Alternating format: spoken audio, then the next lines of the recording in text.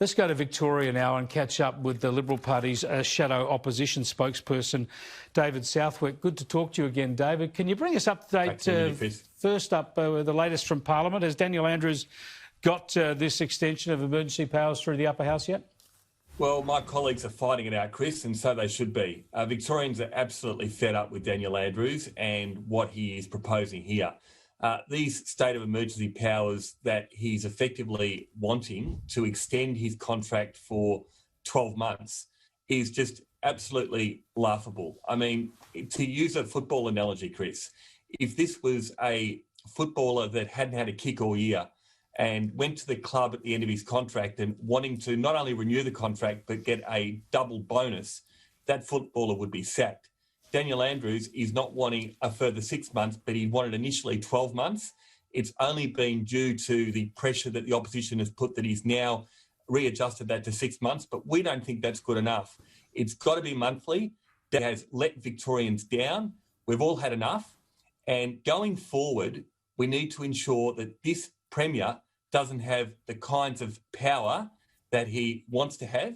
We shouldn't be increasing these powers right now. We should be managing them, and Victorians need hope. And that's something we are not getting from this Premier. We're getting a Premier. We're getting a Premier that's just out of control, Chris, out of control. I think bringing it back to Parliament every month is reasonable, but you're not going to get that, are you? The independents look like supporting Labor, and you're going to get 6 months rather than the year he was asking for. He's going to get 6 months. Is that not a bad compromise, or are you worried about what could happen in 6 months? Well, part of the plan that Daniel Andrews has is to extend the power of him and the Chief Health Officer to effectively not allow Parliament to come back at all if need be. We think there needs to be accountability, and Parliament must sit. It's interesting, Chris, that the Greens are coming back, one of the members from maternity leave, to vote with the government tonight. And one of the proposals that was put forward was that there would be independent scrutiny, giving the crossbenchers the opportunity to be able to keep the government to account. And we've seen the Greens now siding again with Labor. They're one in the same, the Greens and Labor. We don't think that's the kind of thing that we need right now. The government should have scrutiny during these times. We've seen the mess up with hotel quarantine. The issue with contact tracing has been the worst of anyone in the nation, and that is why we're in the mess that we're in. So how do you force this? Failed. Sorry, David, how do you force this? Yeah. I mean, the Prime Minister has made it pretty clear that he wants Victoria to push a bit harder, all the states to push harder on opening up and getting rid of borders. Does the federal government need to step in here? Would you like to see Canberra step in here? Look, we would take any help that we can get right now, Chris. It's interesting. We're voting on this legislation, and Daniel Andrews hasn't released his plan forward. He's saying that he will release that on Sunday. It's a joke that we would be voting on something and we haven't seen this plan. Victorians are desperate for a plan. We want to know when this curfew will end, when these lockdowns will end, when an hour of exercise. We're treated like prisoners in Victoria. We've had enough, and we deserve more. We deserve better. And businesses are going to the wall, and that is why we, as you said, Chris, we need all the help that we can get. We've got businesses that are looking at a class action against Daniel Andrews right now because they've lost their trade. They've lost their livelihoods.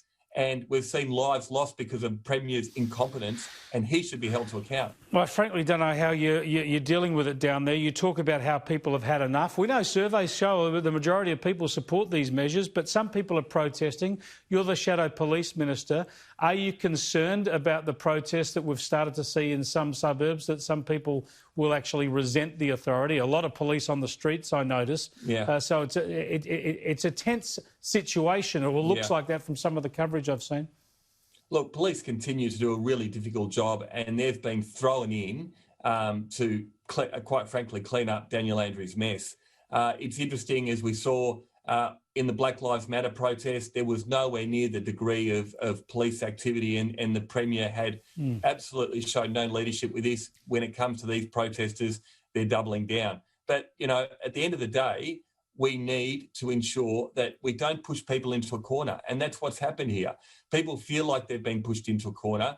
And although I absolutely would say to those protesting to, you know, do the right thing, But at the same time, make sure your voice is heard, and there's plenty of other ways to do that. Yeah, get on Skype. What if so? Sam Newman is wrong to say that people should protest in the street. That's irresponsible. Well, I don't think we should be doing that right now. I think we've still got to ensure that the health and well-being of individuals are maintained. But I say this, Chris, if Daniel Andrews didn't have the vocal activity that we've had, which has led to media and others calling for some kind of plan, we wouldn't have even heard about a plan that he's now talking about on Sunday. We would still be talking about a 12-month extension. So we've got to keep pushing back.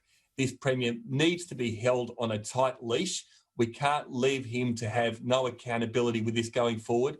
And ultimately, I would hope that people, when an election comes in 2 years' time, send a very strong message to this guy. We've had enough.